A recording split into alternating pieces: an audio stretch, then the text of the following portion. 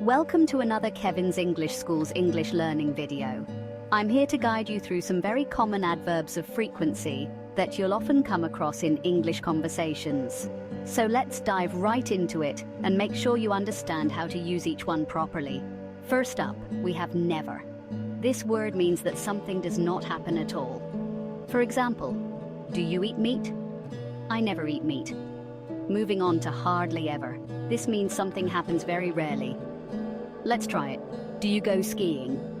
I hardly ever go skiing. Next, let's talk about sometimes. This adverb means something happens occasionally, but not all the time. Do you cook? I sometimes cook. Occasionally is quite similar to sometimes, but it might suggest a bit less frequency. Do you visit museums? I occasionally visit museums. Now, what about often? This suggests that something happens many times. Do you drink coffee? I often drink coffee. Usually implies that something is normal or regular for someone. Do you wake up early? I usually wake up early.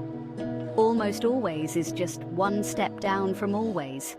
It suggests something happens most of the time, but there could be exceptions. Do you use your phone daily?